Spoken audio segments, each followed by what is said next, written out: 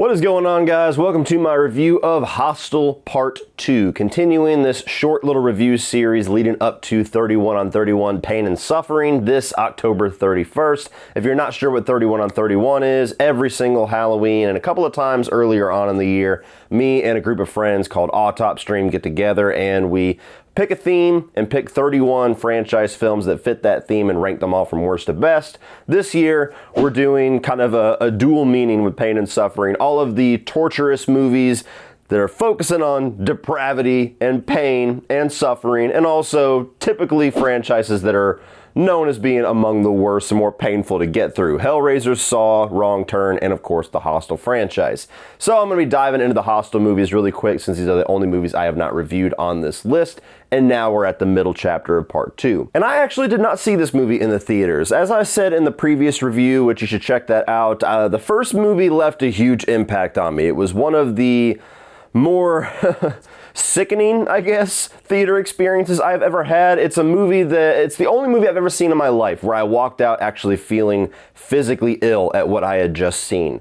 And so it was not a movie I had really planned on rewatching, and when they announced a sequel, I was like, I don't even know if I want to experience this. It's probably just going to be even crazier and even gorier and even more fucked up. And so I didn't watch this until it eventually came to, well, I'd say home video, but that's the legal answer. And I found the movie to be a really interesting follow-up to the first film. There were certain things that they expanded on that they did that I thought made for a more interesting story. There were certain choices that they made that prevented me from, I don't even know if enjoying is the right word, but getting into the movie as much as I did the first film. It didn't impact me, it didn't sicken me, it didn't leave an impression near as much as the first film, but it was a good follow-up. Unfortunately, the movie didn't make anywhere near as much money, didn't have near as much discussion going on when it was in theaters, and it was known, at least at the time, maybe even still to this day, as the most pirated movie of all time. It was leaked online, and that's Eli Roth's explanation anyway as to why the box office for this sequel was significantly lower when the first one was such a big deal in the horror community, is because it was pirated. And I don't know nothing about that.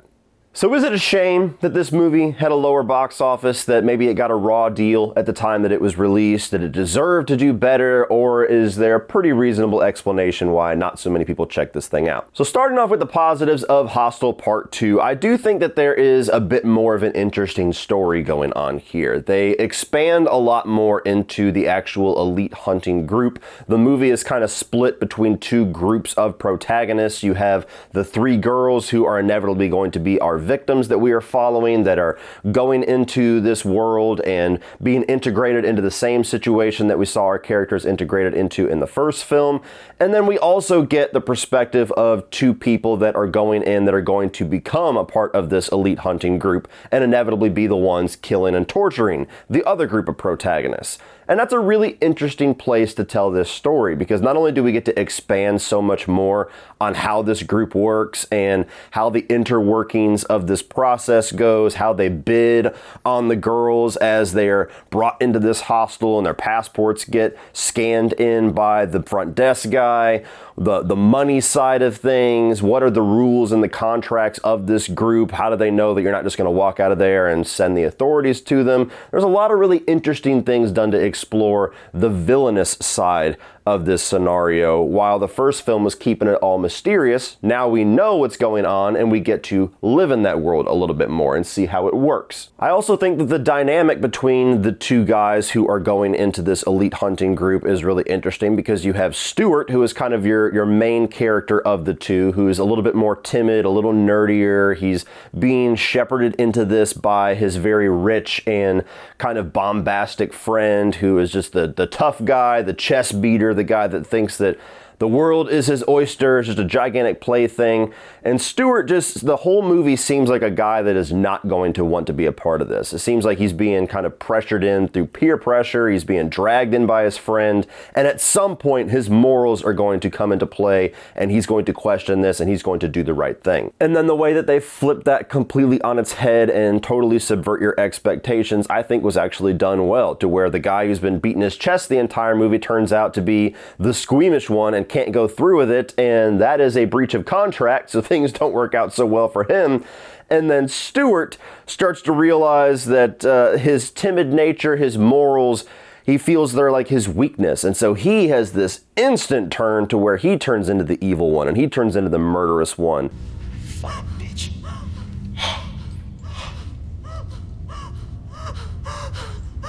Fucking respect me now. And you find out that he's there because he can't stand his wife, and he wants to live out the fantasy of murdering his wife without the repercussions of actually murdering his wife. And the way that all of that plays out in the third act, I think makes for a really interesting story that, because we don't have the mystery of the original film and the slow reveal of what is actually going on and the horrors that these characters are enduring, in this one the mystery ends up becoming who is going to be the villain and who is going to be the survivor. I also really liked how they incorporated a lot of the characters and a lot of the moments from the first film to give that extra context, like when you see the front desk guy go down, take their passports, and he's messing around at the little festival and watching over the girls. What did he say to you? Nothing. He just wanted to dance. He won't bother you anymore. There's even somebody that comes up that's local that obviously knows what is going on, that tries to help one of the girls, and they obviously do something to silence him later on. There's a lot of little details in here that I feel like adds to the experience that we got from the first film and expands on it a little bit, where even if you don't watch the first film, it's going to flow just fine, but there's a bit of a reward there if you are a fan so far of this franchise. As far as acting, everybody does pretty good here. You know, I don't feel like the lead of Beth is very strong. The only other thing I've seen her in is the Texas Chainsaw remake. She's the girl that they pick up in the very beginning. And, you know, she's okay here. She's fine as the lead. I really think the only two performances that stand out here is Heather Matarazzo, who is a smaller role, but the impact that her performance makes in her death scene is gut-wrenching. And then Roger Bart, who is the one who plays Stuart, who very much has to play this very big personality turn that I think actually he executes that really well. So acting's fine, not nearly as consistently strong as the first film, I would say, though that's not a high bar in and of itself. I also thought that the grooming character was really intriguing in this one. I think her name was Axel or Excel, and it's an interesting situation because the first film, these guys were very easily lured in with the promise of beautiful women and sex and drugs and all like the party lifestyle. And in this one, two of the three girls aren't necessarily interested in that. They're just there to go explore foreign lands and check out hot springs and just kind of have a good vacation.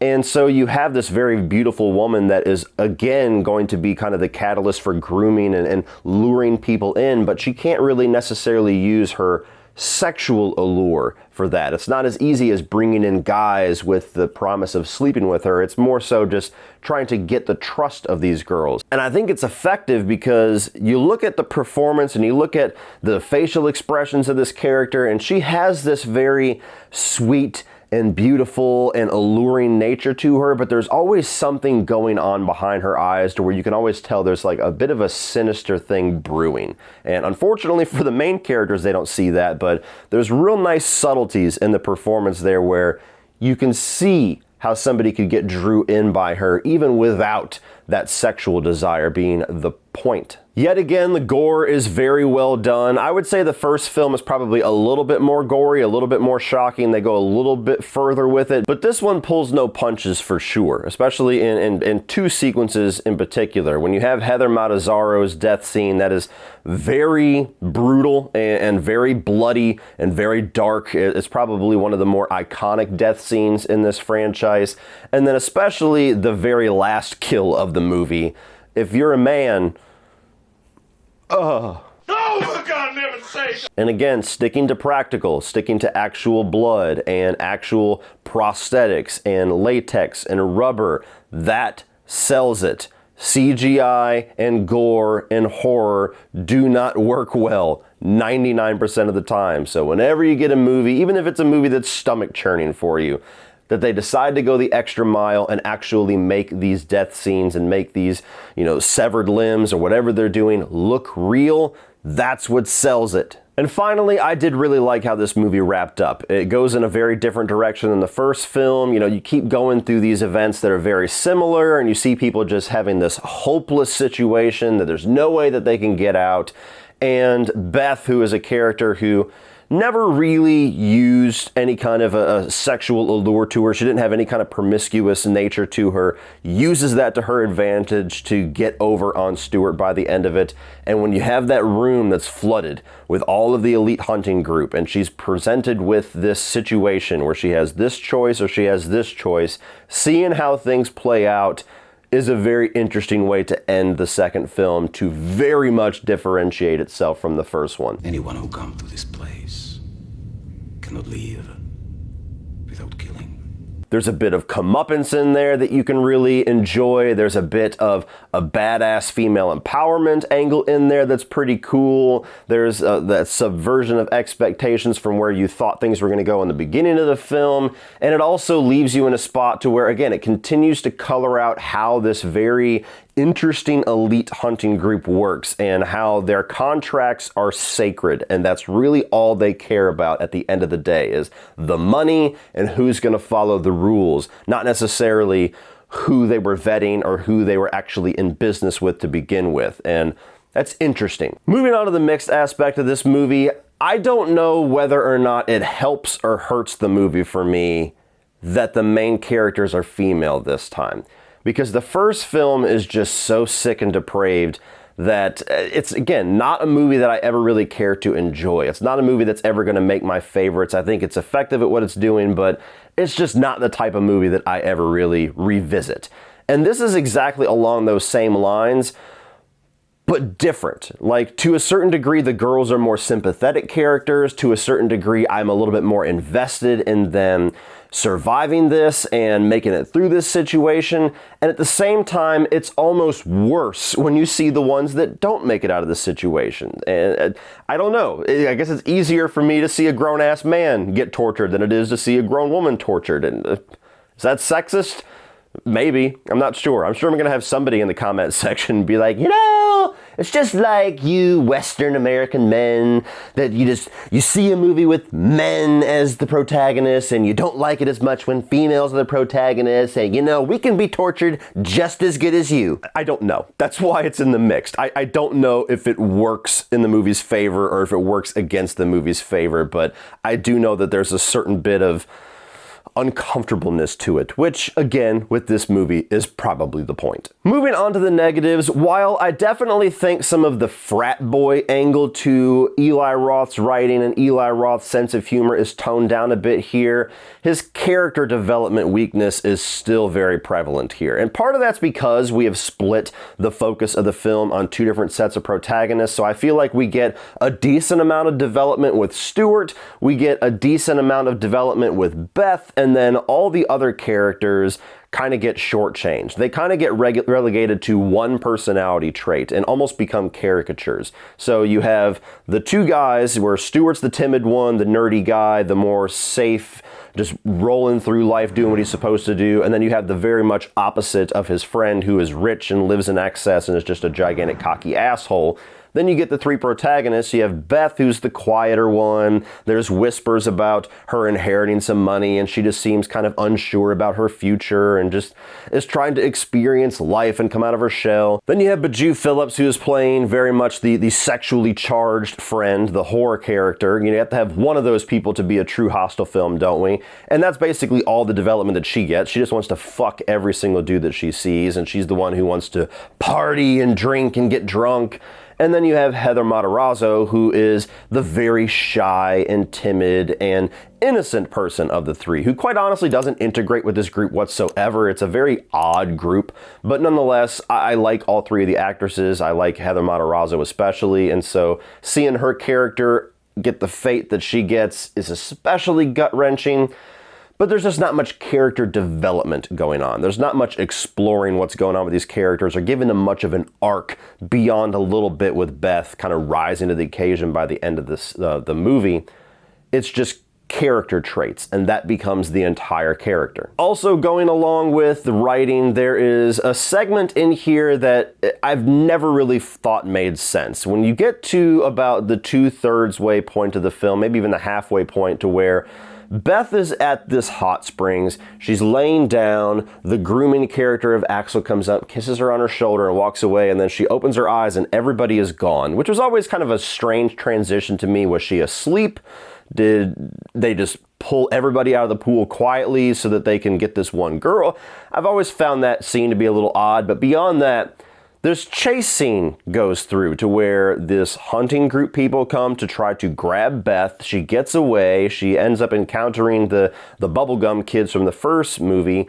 And then Axel and Sasha show up and save her and take her to this rich-ass house, just for the elite hunting group to come yet again and take her the second time. So I've always found it weird, beyond just playing with the audience's expectations, I guess, as if anybody didn't realize what was going on.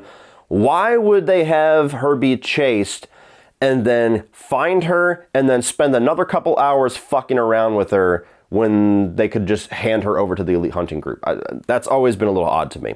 You can easily get past that. It's whatever. It doesn't break the movie, but it's a good 10-minute stretch there where I'm like, what the fuck is going on here? But honestly, my biggest issue with this movie, the thing that turns me off about it the most, is in the opening 5 minutes. They decide to follow up with the character of Paxton from the first film and kill him off very quickly and unceremoniously.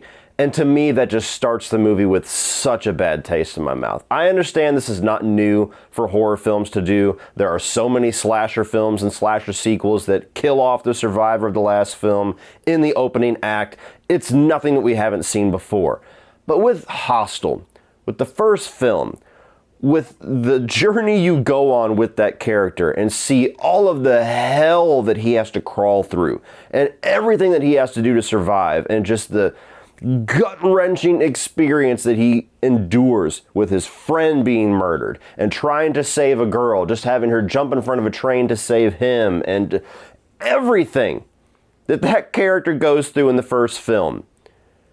Can we not have just a little bit of light at the end of the tunnel? Can we not just have a little bit of hopefulness in the world of Hostel, to where we just assume, okay, good, he made it out, he went on and lived a nice life with, 7 fingers, and just, can I not just have that? Do you have to just kick me in the nuts in the immediate opening act of this film by having the one survivor of the first film get his fucking head cut off screen? It just, ugh.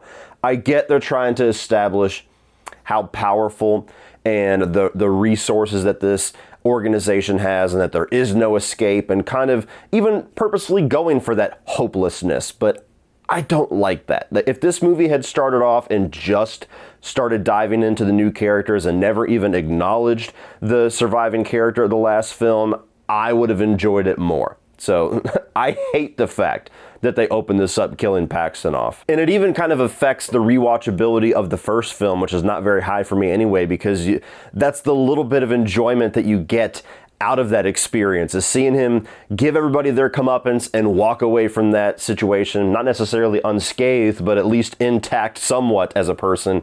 And then to take that away in the opening act of this one, I just hate that they did that. And finally, at the risk of being a broken record, just like the first film, this is just not the type of movie that I care to rewatch. And rewatchability plays very high into how I rank a movie, how I rate a film. I think presenting you with a story, presenting you with an experience that you value enough to want to revisit throughout your life and share with people and just re-experience the emotions that you had watching it, those are the best films of all time to me. Those are often the ones that make my favorites list.